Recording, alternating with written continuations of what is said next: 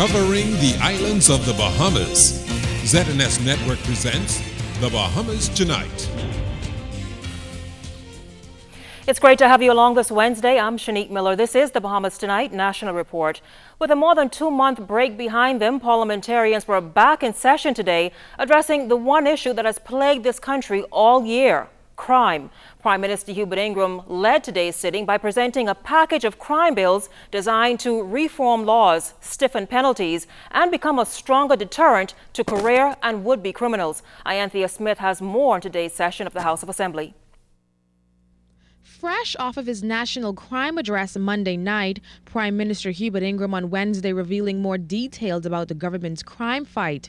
Today he tabled a package of 11 crime-related bills in the House of Assembly, which included amendments to the Criminal Procedure Code, the Court of Appeal Act, and the Criminal Evidence Witness Act. Also proposed are the Evidence Amendment Bill, the Firearms Amendment Bill, the Dangerous Drugs Act Amendment Bill, the Sexual Offences Act Amendment Bill, amendments to the Penal Code, as well as amendments to the Pawnbrokers and Second-Hand Dealers Bill to deal with unregulated cash for gold and scrap metal businesses. But perhaps most importantly are proposed amendments to the Bail Act for serious offenses like sexual relations with minors. In these cases, judges will be required to take into primary consideration the following: the need to protect the safety of the public or public order, and the need to protect the safety of the victim or victims of the alleged offense, and the nature and seriousness of the offense, and the nature and strength of the evidence against the defendant. The Prime Minister says the amendment to the Bail Act provides that magistrates have no jurisdiction to grant bail in these cases. The PM noted that a minor convicted of murder will be sentenced to a minimum of 20 years in prison, with continued imprisonment to be reviewed by the court every 5 years. And then there's the Criminal Evidence Witness Anonymity Bill, which will be debated alone. The Prime Minister explains why. It provides for use, Mr. Speaker, in certain exceptional cases of evidence of a witness whose identity remains anonymous during the course of investigations, trial, and thereafter and forever. It is a special measure of last practical resort. It is considered necessary by the government in circumstances where serious offenses cannot be successfully prosecuted because of the real risk of harm to witnesses.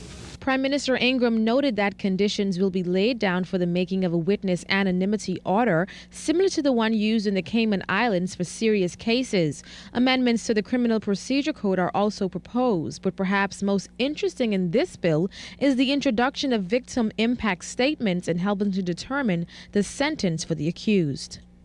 Victim will mean the person who suffered the harm, physical and or emotional, and person or persons who would have suffered emotional loss as a result of the offense. For example, a spouse, relative, or guardian of the person, whether the person is dead or otherwise incapable of making a statement. Those amendments to the Dangerous Drugs Act increases prison time ranges from 4 to 7 years and 5 to 7 years regarding offenses relating to possession with intent to supply, and the imposition of penalties for possessing and supplying drugs to a minor within 1 mile of a school. 2 new offenses will be introduced under the Firearms Act. They are the importation of firearms and the possession of bodily armor without police approval. Now, we'll have to wait until next Wednesday for House members to debate this massive package of crime bills, which we're sure will definitely be one to watch. Anthea Smith, ZNS News. It's a story that grabbed headlines and angered a nation in the process. The gruesome discovery of the body of a young boy believed to be that of Columbus primary student Marco Archer. Well, the story also grabbed the attention of parliamentarians today. The end result? An investigation into the investigation. Janea Noel was also in the House and has this story. Bain and Grantstown MP Dr. Burton Nottage called for an inquiry into the police investigation into the alleged death of Marco Archer. The badly decomposed body of a male child was found last week behind an apartment complex on Yorkshire Street, Cable Beach. Authorities are now awaiting DNA results to confirm the identity, but while the investigation into this matter continues, Nottage says the Archer family have their concerns on how the matter was handled by police when a missing child report was made. There must be an inquiry, sir, into why the safety institutions did not respond more effectively and timely to the missing child, Moncur Archer. For had they done so, Mr. Speaker, it is possible that he might be alive today. For we now know that the persons who have been arrested in connection with this incident may very well have been known to the police and may very well have been involved in other incidents of recent date. Nottage also called for the establishment of a sex offenders registry. He gave these suggestions on how cases like Archer's should be handled. I also suggest that we consider increasing the penalties for sex offenses against children, that such offenders not be released from prison where convicted until the full time of the sentence which has been given has been served, that such persons convicted of such offenses receive evaluation, counseling, and treatment while incarcerated, and, Mr. Speaker, if it is determined that they could be a risk to society, then measures have to be put in place for them to be monitored very closely.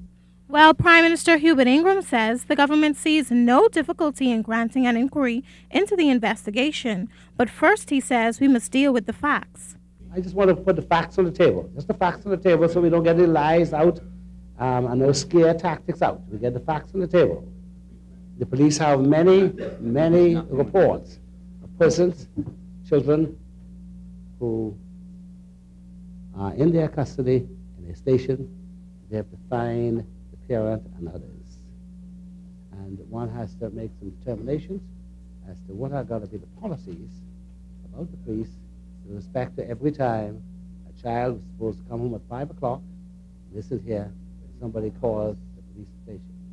We are fully prepared to undertake a review and an investigation inquiry in connection with this matter. He added that there will be a public debate on whether or not a sex offenders list is necessary in the Bahamas. The government of the Bahamas takes no fundamental objection to a sex register. What the government of the Bahamas would like to make clear is that we ought to seek as best we can to pass laws that are effective. And if we can find effective means by which we can identify these predators and to ensure that the community knows where they are, taking account of the smallness of our society and the potential for persons to seek to harm such persons, whenever they are seen, anywhere, etc., I'd be happy to look at all the arguments in favor and against. Now, various organizations are calling for a list of sex offenders, and persons have expressed the need for a list on social networks like Facebook. But only time will tell whether or not authorities will legislate such a registry. Janae Noel, ZNS News. A number of other bills were also tabled today. These include the Straw Market Authority Bill, Road Traffic Act amendments, which propose to make a third-party insurance covering property and damage and bodily injury of all passengers mandatory. But there's more. Further, it removes the requirement for a policeman's presence at the scene of every accident. A police officer's presence would only be required if someone is seriously injured or killed or when serious damage is caused to a motor vehicle or otherwise. Hence, fender benders, as we often refer to minor accidents, may be settled between the parties exchanging insurance information. Now also tabled were modifications of provisions of GIN and West End, Grand Bahama, and a Freedom of Information bill which seeks to grant the public a right to access records held by public authorities, subject to exemption required to balance the right against the public interest in excluding certain governmental, commercial, or personal information. Debate on the Straw Market Authority General Regulations is expected to begin Monday. The bill will address, among other things, licenses to operate in the market, registration of market helpers, upkeep of stall and sanitation, dress code, conduct and deportment, and penalties. Controversy, though, on the outside were demonstrators in Rawson Square. They were there to voice their concerns of what many describe as mounting national issues they feel are negatively impacting residents. As we hear from Carla, though, the turnout was far from what the organizers expected. The numbers were far fewer than anticipated for the march, but that did not matter to organizer of the event, National Congress of Trade Union President Jennifer Isaacs-Dotson. The turnout is not important to me because I think my motto is wherever people are gathered, we will march, no matter the numbers. Because as far as I'm concerned, Bahamian people like to talk, but they should be here this morning. Where are they? I want to say to the Bahamian people, where are you? I don't want to hear you complaining on the sidelines because you should, on talk shows, because you should have been here this morning standing with the trade union movement. For Dotson and affiliates of the NCTU, whose leaders were all present on the march, by the way, the issues of national concern are paramount. Principal among matters they feel need urgent redress by the government are crime and unemployment. The need for social dialogue, the need for the various unions to have industrial agreements signed, promotions to be done in a timely fashion. We'd like to see Bahamians stop being made redundant and foreigners kept in the workplace. Those are some of the many, many issues that we're having. Hotel union workers getting fired at our localia for very simple, for demonstrating for a right to assemble.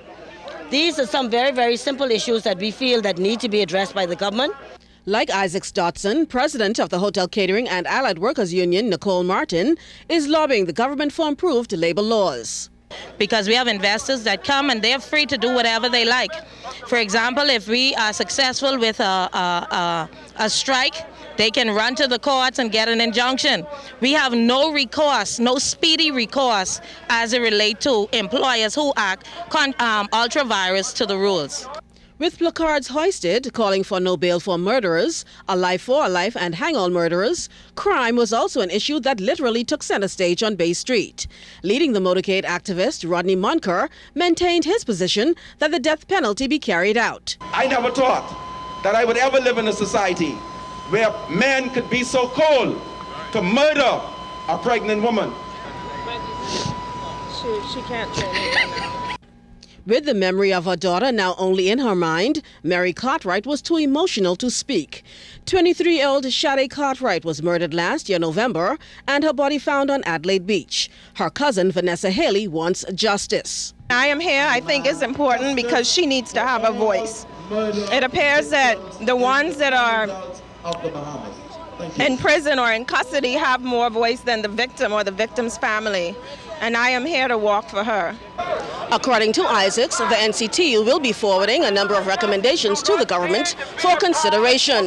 From the response, Isaacs says the union will make its next move. In Rawson Square, downtown Nassau, I'm Carla Palmer, ZNS News. And one of the areas the government is hoping to address the dealing with crime dilemma is finding effective and creating alternative sentencing for juvenile offenders, a growing segment of the criminal element. According to the Prime Minister, it will involve a heavy concentration on education and youth programs. He addressed this component to combating crime during his national address on crime Monday night. We get more from Clint Watson. In an effort to curb crime among youth and strengthen the rehabilitative arm of reforming juveniles, the Education Minister will be responsible for implementing a new and more comprehensive community service learning program for all government schools. This with a view to helping more young people develop a sense of belonging in our community and deeper sense of responsibility for its well-being, while better respecting themselves and others. The Ministers of Education, Labour and Social Development and Youth, Sports and Culture will collaborate on the development of a program like the highly successful Outward Bound program, which may help steer at-risk youth and first offenders away from a life of crime. In the meantime, programs at the Simpson Penn and Willem A. Pratt facilities will be improved to ensure that those young people are ready for reintegration into the community. The Prime Minister says for all of our good fortune as a country, we have in significant ways lost a sense of ourselves and of what is essential. Mr. Ingraham believes that our most precious possessions are invisible to the eye, like a good conscience or the service we give with no expectation or recognition or reward. Like values, attitudes, social trust and mutual respect. We will get the crime numbers down. But most crimes are symptoms, not root causes. And even as we relentlessly combat the criminals, provide law enforcement and the judiciary with the necessary tools and resources, and modernize laws, the Prime Minister says there is something else as urgent and essential. The view renew, restore, and replenish our sense of community, choosing a culture of life over culture given over to deadly violence. Recognizing he too was a poor boy raised by his grandmother in a single-parent home, Mr. Ingraham says these less than ideal circumstances is no excuse for crime, and in fact is a fuel behind his engine to ensure Bahamian youth today have access to quality schools and higher education. But above all that has been proposed over the past week, the Prime Minister acknowledges that these are all man's extremities, but the answer lies in a higher power. By invoking the guidance and protection of Almighty God on our country. We are a blessed people, a people of hope and resilience, faith and fortitude. In the spirit of Psalm 121, just as another people did at another time of lamentation, we pray, I will lift up mine eyes unto the hills, from whence cometh my help. My help cometh from the Lord, which made heaven and earth. Clint Watson, ZNS News.